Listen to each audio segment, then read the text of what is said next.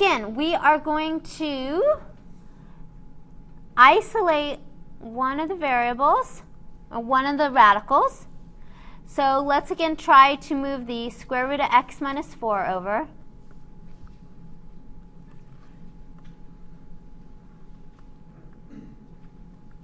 And then we're going to square both sides, and unfortunately we cannot square term by term.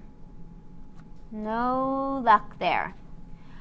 It's not a problem, and we can still get the answer, but it just makes it a little bit harder when you're squaring that right side. But this a squared minus 2ab plus b squared is really great technique, right? You take your square your 3, 2 times your 3 times your square root of x minus 4, which unfortunately is not squared, so that makes it a little harder, and then plus square root of x minus 4 squared. This one, though, luckily does cancel. A little bit. Okay, so x minus 1 equals 9 minus 6 times x minus 4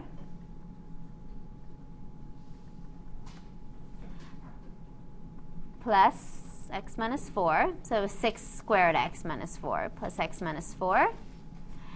And these are weird. Okay, so we are going to move the x over, and what will happen, you can see, is that the x's end up canceling. Now, the x's are not always going to end up canceling, but they will sometimes. That's totally fine. We have a 9 minus 4, which is 5. So we're going to subtract 5 from both sides. Again, we're trying to isolate that radical, and we'll end up with negative 6 equaling negative 6 times square root of x minus 4.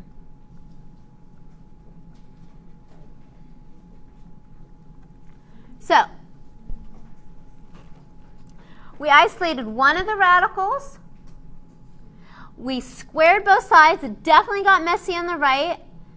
But when everything cleared, all we were left with is a negative 6 on one side and a negative 6 square root x minus 4 on the right.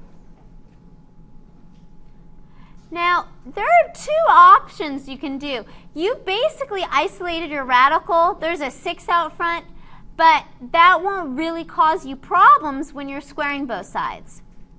But if you don't really like that negative 6 out front, we can divide through by negative 6.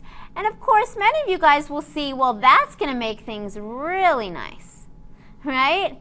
Because if I divide through by negative 6, I'm just going to actually have a 1 on the right.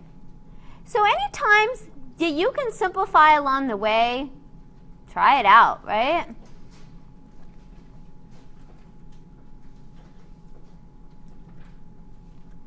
So it got really messy along the way, but in the end, it simplified down. We square both sides.